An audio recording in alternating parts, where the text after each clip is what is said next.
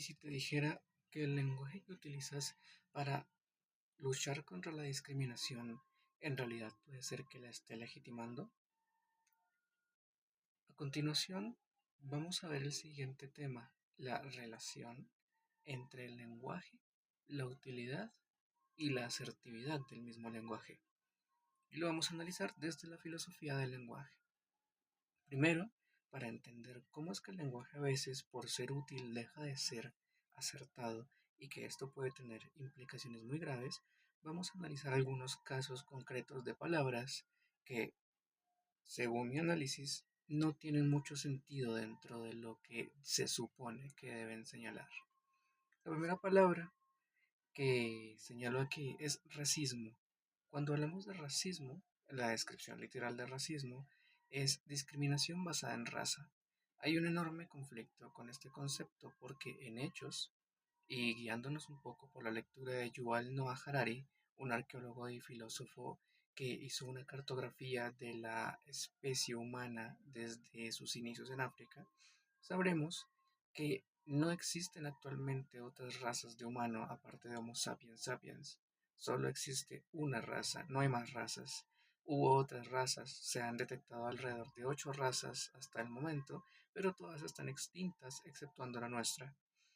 Al hablar de racismo, cuando en realidad se trata de una discriminación y violencia por diferencias superficiales, adaptativas o fenotípicas que no nos convierten en una raza distinta, estamos legitimando el discurso de que existe más de una raza, cuando en este momento, y como hemos dicho, no es cierto.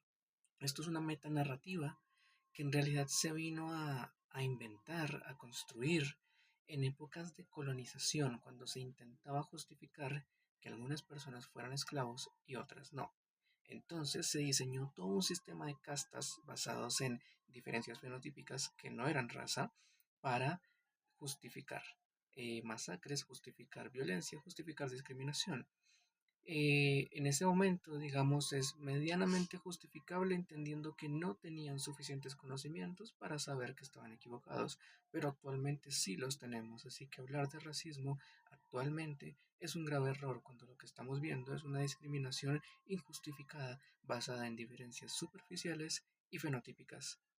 Sabemos además, por cierto, que el tono de la piel en una persona tiene que ver con la melanina en piel, que es una adaptación que podemos tener después de mucho tiempo bajo el sol y después de un par de generaciones viviendo bajo el sol o en ausencia de sol. La piel generacionalmente puede oscurecer o aclarar sin importar de dónde venga uno, solamente con el lugar en donde esté habitando por generaciones. No es una raza distinta, es una adaptación. El ser humano se adapta. El segundo ejemplo que traigo es el concepto de hombre y mujer en cuanto a en cuanto al concepto binario de los sexos. Aquí reconozco que tiene una función bastante útil porque sí ayuda a entenderlo rápidamente. Sin embargo, y basándonos en el documental de Matt Walsh que analizamos en fases anteriores, llamado What is a Woman, entendimos que en realidad hay un conflicto del lenguaje bastante grave allí, y es que primero, el concepto hombre y mujer cambian con el tiempo, son contextuales y son intersubjetivos, así que no definen gran cosa. Y siendo biológicamente acertados, es decir, el concepto macho y hembra, biológicamente más aceptados, igual sí existe un dualismo, pero también existe una intersexualidad no voluntaria y una voluntaria, al menos en humanos. Y en demás animales también, pero no voluntaria. Y también existe el distintos tipos de reproducción que directamente no requieren que haya macho y hembra. Y hay muchas especies como los insectos palo que solamente hay hembras. Y hay especies en donde pueden cambiar de sexo y donde hay ambos sexos en un solo cuerpo. Es normal. En seres humanos sí tenemos macho y hembra y tenemos estas diferencias de disposición, únicamente de disposición. Los órganos sexuales, tanto masculino como femenino, son homólogos. Al estudiar un poco de biología nos daremos cuenta que son homólogos, simplemente están diferenciados por la disposición, el porcentaje, la forma en la que están ubicados. Sin embargo, y también viendo un feto nos daremos cuenta de que son homólogos. Por eso no se puede saber el sexo de un bebé antes de que sea bebé, mientras es un feto.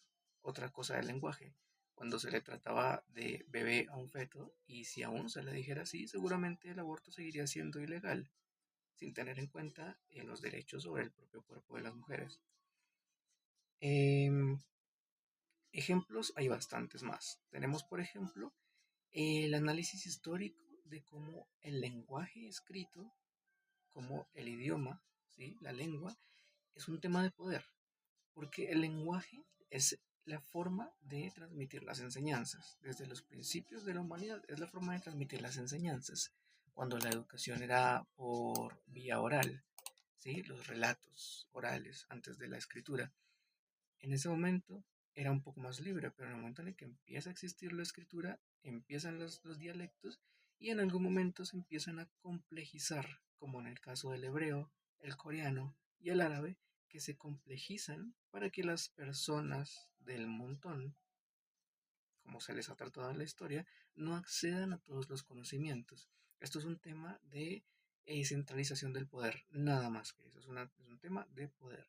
Teniendo esto en cuenta, hay muchos metarrelatos que tienen que ver con la religión que solamente están allí para legitimizar violencia, para legitimizar genocidios.